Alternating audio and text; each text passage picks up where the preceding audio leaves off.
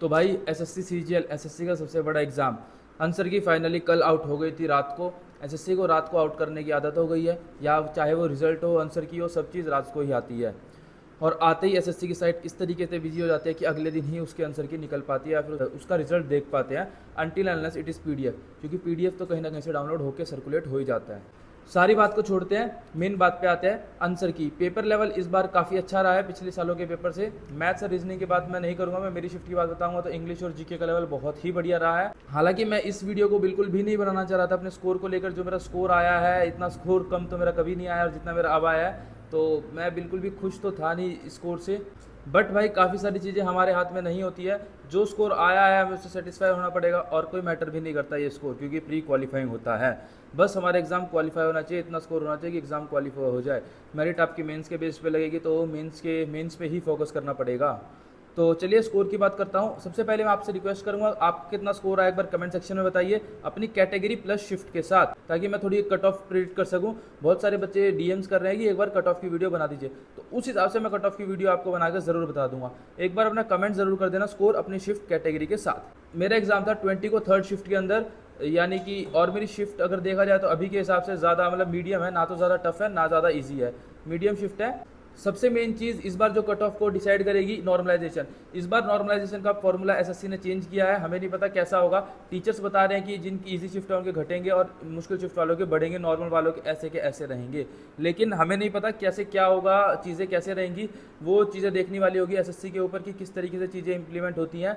Normalise score की बात नहीं करेंगे, अभी हम रॉ स्कोर की बात करेंगे।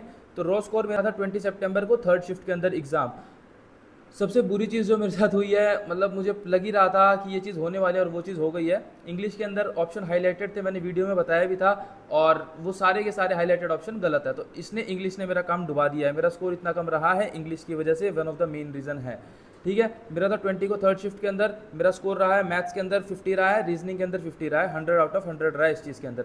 लेकिन अगर मैं दूसरे दो सेक्शंस की बात करूंगा, भाई इतना कम तो मैंने आज तक कभी एक्सपेक्ट नहीं किया, ना कभी आया है जितना अब आया है। इंग्लिश के अंदर मेरा स्कोर रहा है ओनली 25, मेरे 10 गलत हुए हैं, जिसमें से 5 वो है, और 10 में से एक क्वेश्चन गलत है, वो मेरे को बोनस मिलने वाला है। बोनस नहीं मीन्स आंसर चेंज होने वाला है, करेक्ट आंसर हो जाएगा 100%, वो गलत है। तो इंग्लिश में मेरा आप 27.5 मान सकते हैं, और जीके के अंदर मेरा स्कोर रहा है 17.5। तो टोटल मेरा स्कोर रहा है 142.5। बहुत घटिया सा स्कोर रहा है, बट ठीक है जो है, मेरे को लगता है प्री क्वालिफाई होएगा। यूआर कैटेगरी कट ऑफ इतनी ही जाने वाली है, अप्रॉक्सीमेटली 140 के आसपास, 135 से 140 के आसपास मेरे हिसाब से, अभी तक के हिसाब से, जो अभी तक का मैं डेटा देख रहा हूँ। क्योंकि 150 प्लस बहुत ही कम बच्चे देखने को मिल रहे हैं। हालांकि बहुत अच्छा स्कोर किया बच्चों ने, लेकिन वो शिफ्ट कैटेगरी गलती पे डिपेंड कर जाएगा, तो वो सब तो बात की बात है। लेकिन अभी जो हमारे हाथ में चीज़ है, हम ये कर सकते हैं मेंस की प्रिपरेशन। अगर आप मेंस की प्रिपरेशन मेरे साथ करना चाहते हैं, जैसे लास्ट ईयर बहुत सारे कैंडिडेट्स ने करी थी, बहुत सारे कैंडिडेट्स अच्छा स्कोर करके बड़ी बड़ी मिनिस्ट्रीज में काम कर रहे हैं, एएसओ इंस्पेक्टर सब लगे हुए हैं। ठीक है, इस बार नॉर्मलाइजेशन का पिछले साल जैसा कुछ भी नहीं होगा। तो आप मेरा टेलीग्राम ग्रुप ज्वाइन कर लीजिए, और मेरे को इंस्टाग्राम पे भी फॉलो कर लीजिए। मैं डेली स्ट्रेटेजी वीडियोस बनाता हूँ वहाँ पे, एंड आपके साथ मॉक शेयर करूँगा। मैं भी अब रेगुलर मॉक अटैम्प्ट करूँगा।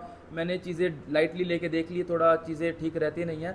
और एक चीज़ और, मैं सीपीओ का फॉर्म भरने वाला था यार, आप कभी भी डिले मत कीजिए। मैं सोच रहा था लास्ट दिन भरूंगा, 1-2 दिन पहले भरूंगा, इस तरीके से कल लास्ट डे थी 16 तारीख, और सीपीओ का फॉर्म रह गया। ठीक है, कोई बात नहीं, जो भी चीज़ें हैं हमारे हाथ में नहीं है। और रही बात फेज़ के रिजल्ट की, और अब देखते हैं फेज़ का रिजल्ट कितने दिनों में आता है।